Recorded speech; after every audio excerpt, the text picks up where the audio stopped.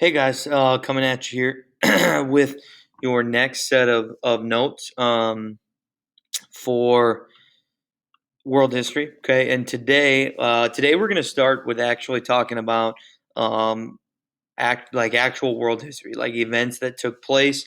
Um, Obviously, we did the themes over the last 2 days to kind of get you a sense of, hey, what is world history going to look like? And now we're going to actually get the ball rolling and do um, world history stuff and talk about events that took place and kind of talk about the first steps in world history. So we got to talk a way long time ago to kind of get us set with how it works and how world history gets going. Okay, that would have been if you were in the classroom. Okay, so we're just going to start with some basics for today. Okay, the basics of world history. The stuff that we talk about today is a really long time ago. Okay, we're talking 3 million years ago to about 5,000 years ago. So 3 million and beyond. That's a really long time ago. Okay, and we can cover it so fast because there's not a ton that happens, but there are some pretty important events that we do need to talk about. Okay, a few things for while we go here. BCE, if you see that, that means before Common Era. Okay, it used to be BC or before Christ, but world history textbooks and historians have since changed over the last few decades and used BCE, which means before Common Era. Okay, so that's anything before the year zero is what they treat as the start of the Common Era. CE is just Common Era, and we'll use those all year. Okay, so make sure that you know BCE counts down and CE counts up. So anything BCE counts from like 5,000 to zero, and anything CE counts zero to 2020 is all the farther we are in CE here. Okay, so some basic vocab for today. All right, you need to know what the word prehistory means. That is referred to as the time before writing. So history really starts before writing, and we really just call it prehistory. And then our major historical period begins with the start of writing. And you'll see with these early civilizations that we talk about starting tomorrow, writing is going to be extremely important to those societies. A civilization is a group of people that live in the same area with similar cultures and can produce more food than it has people. That is a civilization. You are going to need to know what that is as well. A permanent settlement differs a little bit from a civilization in that a permanent settlement requires a form of government or leadership for its people. Okay, so that's the major difference there between a civilization and a permanent settlement. Culture is a set of beliefs, knowledge, and patterns of living of a group. Okay, that's what culture is. They're what they believe in, what they do, what music they listen to, what food they eat, what art they express themselves with. That's all culture. All right, so we're going to start with what's called the Paleolithic Age, which is from 3 million BCE to about 12,000 BCE. We're going to look at the people from this age, the characteristics of them, why they migrated.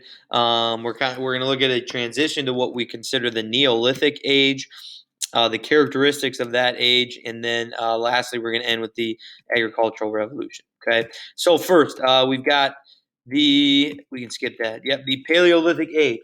Okay, aka the Old Stone Age. And the characteristics of this time period, it's really hard to track what went on. Okay, because there's no system of writing or really a form of communication that we can understand or historians can understand. So we really don't know much. What we do know is they ate plants and they hunted for animals, and that's how they got their meat and nutrition. They were hunter and gatherer societies, meaning they would go out and hunt animals and then gather plants for food. We do know that they lived in caves. Okay, you often hear of cavemen, and that's kind of a um, version of world history that we hear now, and it's not necessarily just cavemen and cave women, but they did live in caves, and so that was where they made their home, so they were protected from weather and animals and all those other things.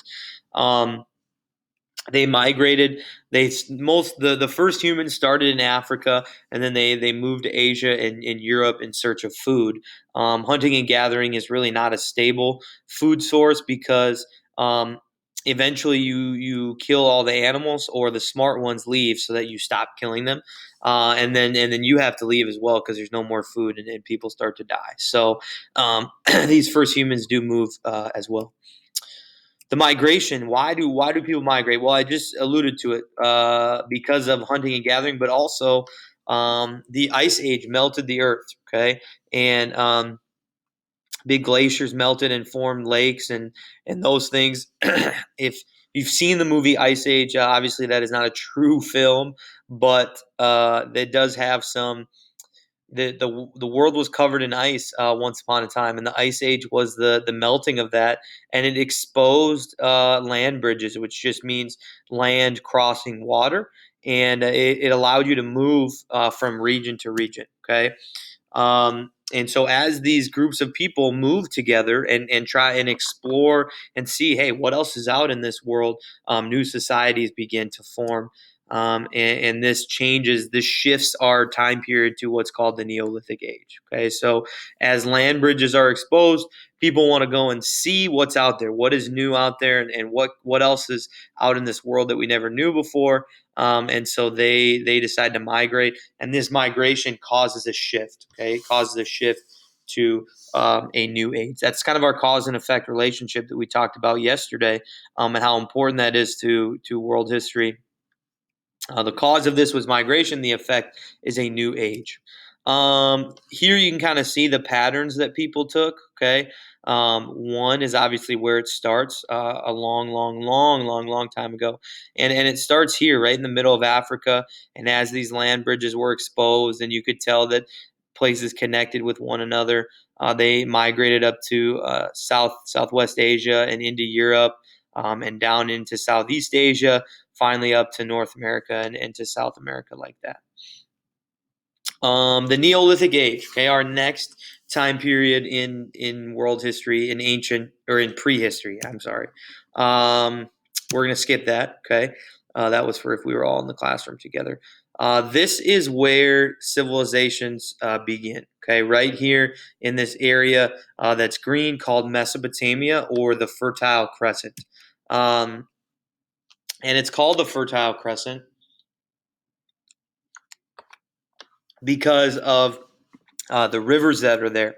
And these are very famous rivers, and these rivers make great farmland. Okay, when you have a water source running through an area, it's great for farming. It's great for um, building things. Rivers are great for transportation, so you can move products up and down and things like that.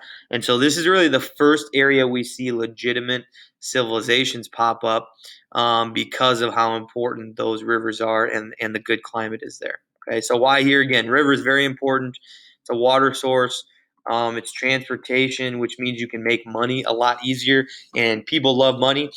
Regardless of what you think right now, people really love money, and it drives their decisions in life throughout world history.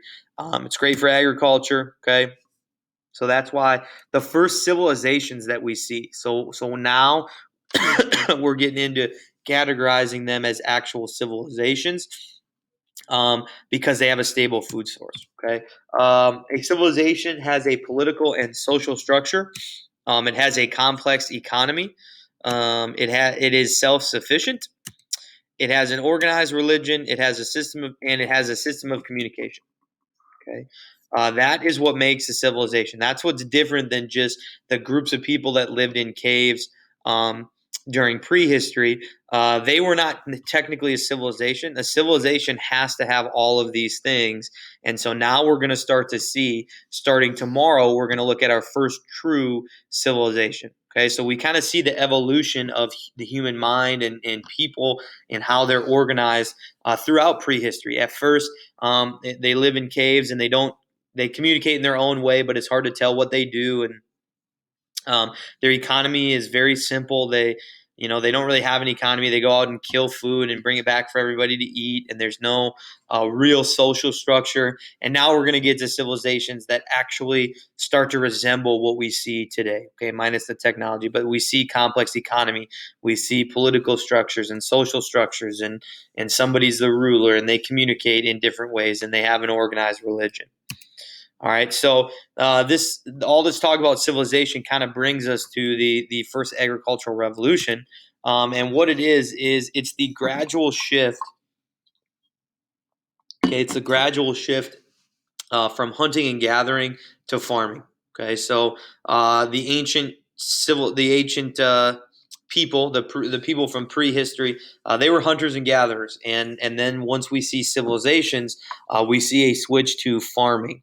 And why do they switch to farming? Well, it's pretty easy when it's around 5,000 BCE, where the Fertile Crescent, okay, in the middle of the world where all that good farmland is. Okay, but why do they switch here? Okay, what are the causes of this agricultural revolution? Why are people sick of hunting and gathering and want to switch to farming? Well, the conditions are now better for farming because the earth is warmer. Um, People were tired of constantly having to move to find food, and so farming gave them a more stable and reliable food source, which caused them to enjoy it. Right, when you don't have to move around to find where the animals are at, and you don't have to put in as much work to find the animals and then kill them and grow the crops and find a good spot to grow them at. It's if farming is a little bit easier than going out and gathering everything. When you can grow things on your own and become a little bit more self-sufficient, people really jump at that idea, and it creates a more stable and reliable food source. Again, people want to stop being worried about where their food came from. That's why the agricultural revolution begins. Effects of this movement. Okay, just like we said in yesterday's notes, everything has a cause and everything has an effect. The effect is it did give people that more stable and reliable food source. More food equals stronger and bigger societies and people. So people can defend themselves a little better and they can attack places a little better. And it creates bigger and stronger people. On a negative side, it created a greater divide among people, because now with farming, we really start to see social classes begin, and people start to specialize in other tasks. So in hunting and gathering societies, everyone's a hunter, or you have some people are hunters, some are gatherers, and that's about it. And now we see with farming, people start to specialize in other tasks as well, and then it creates a divide based on how much money you make or what you do for what kind of work that you do. Okay, you see a much greater divide among people, which is a negative thing. Okay, and again, settlements grow much bigger. All right, what you should take away from today. Okay, the Paleolithic age is where we can identify the first human beings coming from. Okay, it's not a civilization, but the first human beings are from that time period. The Ice Age causes us to shift to a Neolithic age, and people go and look for civilizations and permanent settlements. And then it's during the Neolithic age that people get tired of hunting and gathering, and they create the first agricultural revolution, which leads to stronger societies and people. Okay, and now this will lead us into tomorrow, where we'll talk about the first complex civilizations and the first people that make up the first civilizations. Okay, so you need to know what goes into making a civilization, why that's important, and how we got to where we kind of got to today. Okay, why the agricultural revolution took place, why civilizations start to develop, and where they start to develop, and that will help you understand tomorrow a little better. Okay, all you've got left today is your themes of world history summative, which you will also work on tomorrow, and then we'll move on to the civilizations the next day. Okay, so if you have questions about that, please let me know. I did videotape some directions for the summative so you understand what's going on. But good luck with that, and let me know if you got questions. Thank you.